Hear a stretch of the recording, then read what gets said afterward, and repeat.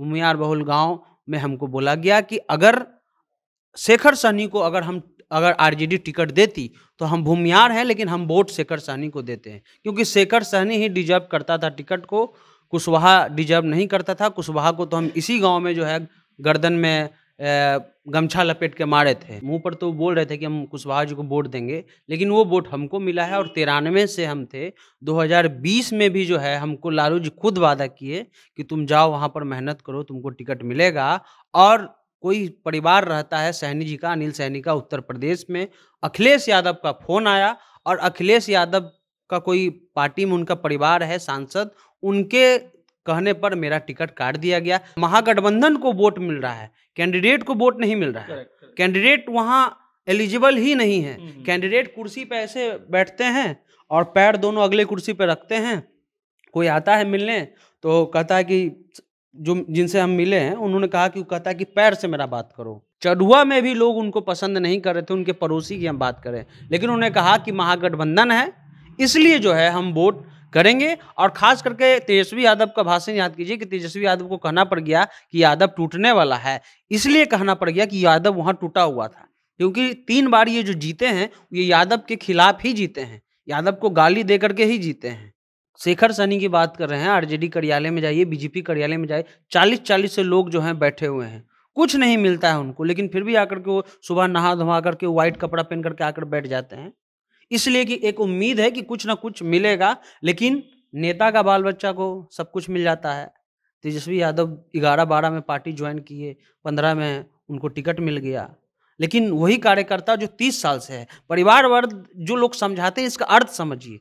अगर किस दिन विषय होता हम उसको परिवारवाद को अच्छे से समझाएंगे। परिवारवाद में ये लोग अपने तरफ से जो पार्टियों कहती हैं कि हम कैसे परिवारवाद हो गया, हमको तो जनता चुनी है, आप भी जाइए जनता। भैया जनता के पास चुना हुआ जो जा रहा है, यानी कैंडिडेट होना ही सबसे बड़ा उपलब्धि है। आप उस परिवार के हैं तो आप कैंडिडेट हो गए। शेखर सहनी उस परिवार से नहीं था तो लगभग जो है 25 साल 26 साल के बाद ही वो जाकर के अंत में 40 गांव में यही दिख रहा था कि मनोज कुशवाहा के खिलाफ जबरदस्त जो है उनके खिलाफ एंटी इनकम्बेंसी है। और उसके अलावा चाहे वो महादलित वोट हो, चाहे पासी वोट हो, चाहे पासवान वोट हो, चाहे बनिया वोट हो, ये सब वोट उनके खिलाफ है। 4000 भी वोट एमआईएम को वहां पर आ गया, 4000 हम बोल रहे हैं। तो ये सीट महागठबंधन नहीं जीत रही है, इस सीधे केदार गुप्ता जो है वो जीतेंगे। एक तरफ कार्यकर्ता को हम देखें कि लात खाते रहता है, डंटा खाता है, फिर भी भैया और चचा के सामने जो है एकदम खड़ा हो जाना है, कुचला जाता है।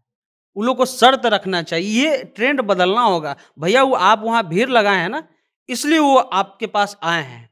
आप भीड़ मत लगाइए अगर आपका सम्मान नहीं कर रहा है तो। कुढ़नी के उपचुनाव का रिजल्ट कल आ जाएगा, लेकिन एक दिन पहले हमने सोचा कि चलिए उस ग्राउंड रिपोर्टर के साथ बैठकर इस बात को समझ लिया जाए कि कुढ़नी की बाजी कौन मारेगा। हमने सोचा कि चलिए एक वीडियो बनाते हैं इस बात पर कि आखिर आरजेडी पर जब ये आरोप लगा कि अपने पुराने कार्यकर्ताओं की अवहेलना वो लोग कर रहे हैं, उसमें कितनी सच्चाई है। जो शेखर सहनी इस बात का दावा कर रहे हैं कि 15% वोट हमने काट लिया है, आरजेडी को, जदयू को, यानी कि महागठबंधन को हराने का बंदोबस्त हमने कर दिया है, उसमें कितनी सच्चाई है।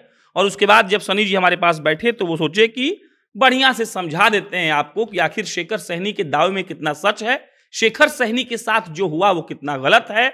और उसके बाद जो केदार गुप्ता भाजपा के और मनोज कुशवाहा जदयू के आपस में चुनाव के बाद तू मैं कर रहे थे, उसका क्या परिणाम होने वाला है। शुरुआत करेंगे शेखर सहनी से। आरोप लगा कि 92-93 का एक कार्यकर्ता जो अपना पूरा जिंदगी दिया उसको आरजेडी टिकट नहीं दिया, जबकि अनिल सहनी आरजेडी के कोटे से विधायक थे और आरजेडी से ये सीट चली गई।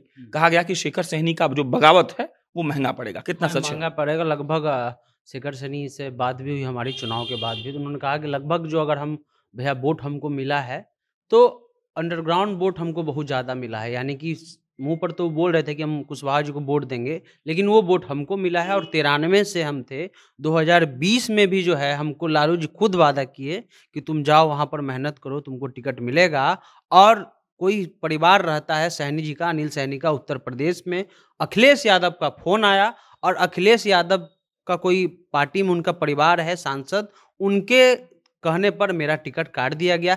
फिर भी हम जो है चुप थे, क्योंकि उन्होंने कहा था कि अगला बार तुमको मौका दिया जाएगा। अंततः उनको पार्टी छोड़ना पड़ता है और वो जमीनी कार्यकर्ता है। भूमियार बहुल गांव में हम गए थे। भूमियार बहुल गांव में हमको बोला गया कि अगर शेखर सहनी को अगर आरजेडी टिकट देती तो हम भूमियार हैं, लेकिन हम वोट शेखर सहनी को देते हैं, क्योंकि शेखर सहनी ही डिजर्व करता था टिकट को, कुशवाहा डिजर्व नहीं करता था। कुशवाहा को तो हम इसी गांव में जो है गर्दन में गमछा लपेट के मारे थे। वो वहाँ का भूमियार कह रहा था कि अगर शेखर सहनी को टिकट मिलता तो हम शेखर सहनी को वोट देते। काफ़ी नुकसान कर रहा है, और जीत हार का जो अंतर रहेगा मुश्किल से 3 से 4 हज़ार से ज़्यादा का अंतर होने नहीं जा रहा है। अगर बीजेपी भी जीतती है तो 3 से 4 हज़ार से जीतेगी। अगर कुशवाहा जी भी जीतते हैं, हालांकि कुशवाहा जी का कम चांस है, हालांकि अभी कल से एक विषय चल रहा है कि नहीं, महागठबंधन का सारा वोट जो है एकजुट हो गया। एकजुट हुआ नहीं है, ये महागठबंधन को वोट मिल रहा है, कैंडिडेट को वोट नहीं मिल रहा है।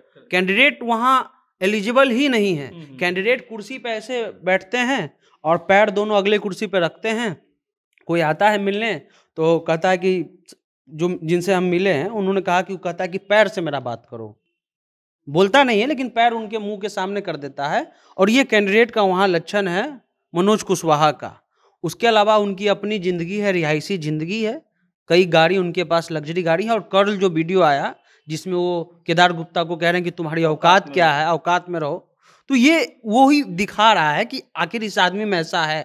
इस आदमी का जो क्षेत्र है चढ़ुआ है, चढ़ुआ में भी लोग उनको पसंद नहीं कर रहे थे, उनके पड़ोसी की हम बात करें, लेकिन उन्होंने कहा कि महागठबंधन है इसलिए जो है हम वोट करेंगे। और खास करके तेजस्वी यादव का भाषण याद कीजिए कि तेजस्वी यादव को कहना पड़ गया कि यादव टूटने वाला है, इसलिए कहना पड़ गया कि यादव वहाँ टूटा हुआ था, क्योंकि 3 बार ये जो जीते हैं ये यादव के खिलाफ ही जीते हैं, यादव को गाली दे करके ही जीते हैं, यानी यादव के विरोध में इनको वोट मिला। आज वो यादव सोच रहे हैं कि आज हमसे ही वोट मांगने आ रहा है। इनका पर्सनल जो वहाँ के लोकल लोग थे, जो उनके मोहल्ले के थे, उनके गांव के थे, उनका कहना है कि इनका एकदम रवैया जो है वो खराब है। हालांकि हम लोग महागठबंधन के लोग हैं, माधोपुर यादव का गांव है, वहाँ पर हम गए थे, मधौल सॉरी, वहाँ पे हम गए थे। तो वहाँ पे उन्होंने कहा कि अब क्या करें, तेजस्वी जी समर्थन कर दिए हैं तो हम लोग तो लालू जी को देखते हैं, हम वोट कर रहे हैं। लेकिन पर्सनल इनका इतना गंदा है, कल जो वीडियो आया परसों उसमें भी ये दिख गया कि इनका क्या रवैया है। दूसरा चीज, शेखर सहनी बहुत बड़ा डैमेज इनको करने जा रहा है। 29 साल एक आदमी एक पार्टी को देता है, बहुत बड़ा विषय है सनी। कई ऐसे कार्यकर्ताओं को लोग जानते नहीं होंगे जिन्होंने कई पार्टियों को अपना पूरा जिंदगी खानदान दे दिया होगा। वैसा आदमी को टिकट नहीं देना, किसी सांसद महोदय जो भी हो फोन पे, चाहे आपको जीत हार भी तय हो सकता था, लेकिन एक आदमी अपना पूरा जिंदगी दिया, एक पार्टी उसकी, और ये सिर्फ आरजेडी में नहीं है, सब पार्टी में महत्वाकांक्षा उसका नहीं समझ पाई। देखिए यही चीज होता है, कार्यकर्ता, एक तो कार्यकर्ता को ये चीज समझ लेना चाहिए, उनको शर्त रखना चाहिए। आप शेखर सहनी की बात कर रहे हैं, आरजेडी कार्यालय में जाइए, बीजेपी कार्यालय में जाइए, 40-40 से लोग जो हैं बैठे हुए हैं, कुछ नहीं मिलता है उनको, लेकिन फिर भी आकर के वो सुबह नहा धोवा करके व्हाइट कपड़ा पहन करके आकर बैठ जाते हैं, इसलिए कि एक उम्मीद है कि कुछ ना कुछ मिलेगा। लेकिन नेता का बाल बच्चा को सब कुछ मिल जाता है। तेजस्वी यादव 11-12 में पार्टी ज्वाइन किए, 15 में उनको टिकट मिल गया। लेकिन वही कार्यकर्ता जो 30 साल से है, परिवारवाद जो लोग समझाते हैं इसका अर्थ समझिए।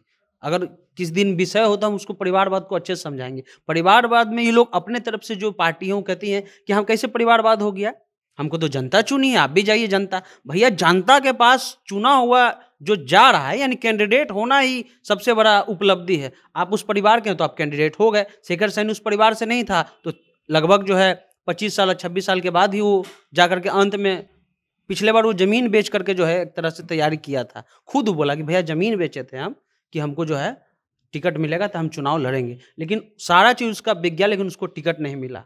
लेकिन तेज प्रताप को, तेजस्वी को, या बीजेपी में राजनाथ सिंह की, कहीं भी किसी पार्टी में सब लोगों को जो है मिल जाता है। यही है परिवारवाद कि आपको तुरंत मौका मिल जाता है, उनको 25 साल के बाद भी मौका नहीं मिलता। ये स्थिति है। रहा बात दूसरा कि जो वहाँ का समीकरण है, समीकरण समझ लीजिए।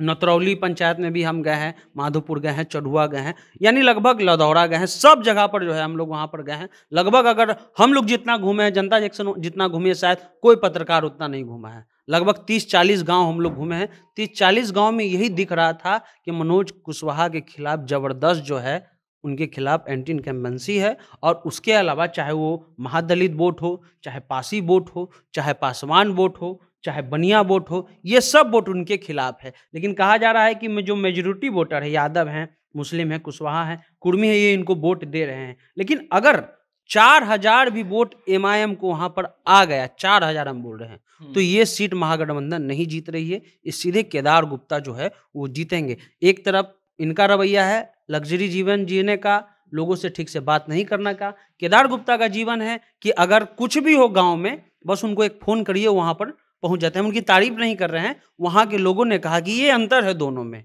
वोट तो भले हम देंगे, लेकिन ये अंतर है दोनों में। एक आखिरी सवाल, क्या जदयू ने आरजेडी के लिए यहाँ पर मतलब मुश्किल कर दी है? आरजेडी की सीट थी, शेखर सहनी को मिल सकता था, अगर आरजेडी का पास टिकट रहता तो हो सकता था कि ना ही मिले, लेकिन रहता तो कहीं मिल जाता।